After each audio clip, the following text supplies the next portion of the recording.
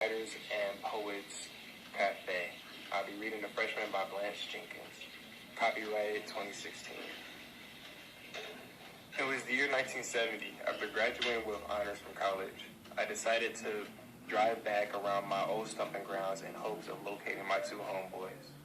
I remember all the fun we had skipping school.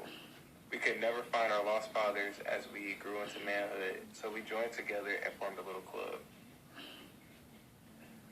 Piece of Man's mama gave him the childhood name. She joked he wasn't much bigger than a mosquito. We all laughed about his heavy pimp chain. It was always pulling down his pants.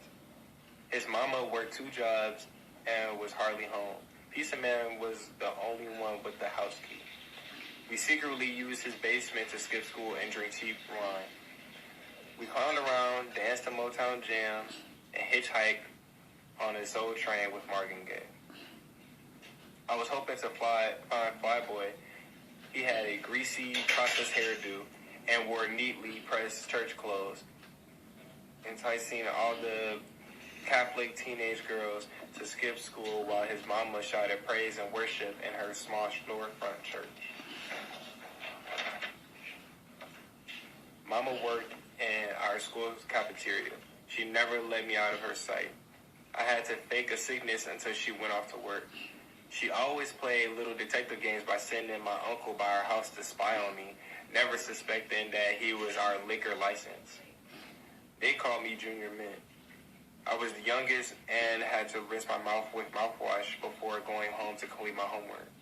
Sometimes it was very hard to be alone. Piece of Man's mama gave frequent rent parties. He always found a way to steal leftover bottles of wine. I never told him that I didn't like the taste of alcohol. I had a greater thirst for education, so I pretended to get high. I promised Mama that I would maintain good grades in order to receive a much-needed scholarship. She guarded my report card with her life. I turned the corner, looking for Piece of Man's house. Wooden boards covered the windows, and an eviction notice plagued their door. I recognized Flyboy sitting on the leaning porch, holding an empty wine bottle. "What's up, man?" I yelled out to him. He stumbled over to my car. "Junior Mint, that you, man?"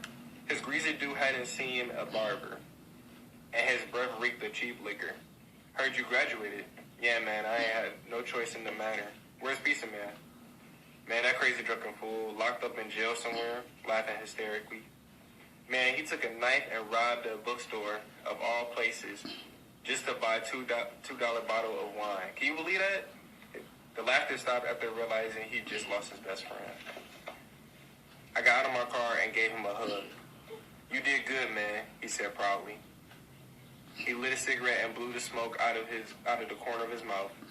And after a long silence, our eyes connected. "You got a ticket to ride, Junior Mint."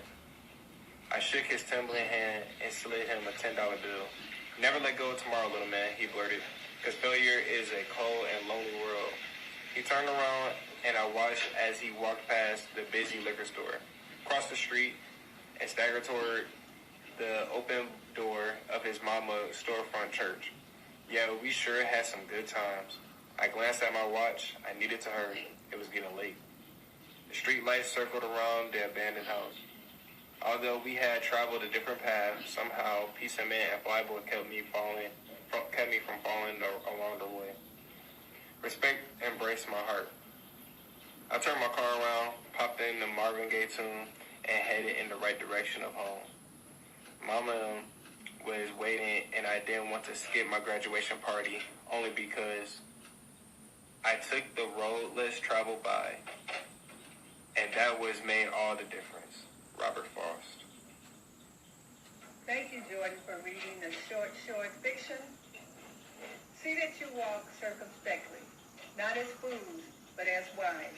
Ephesians, the 5th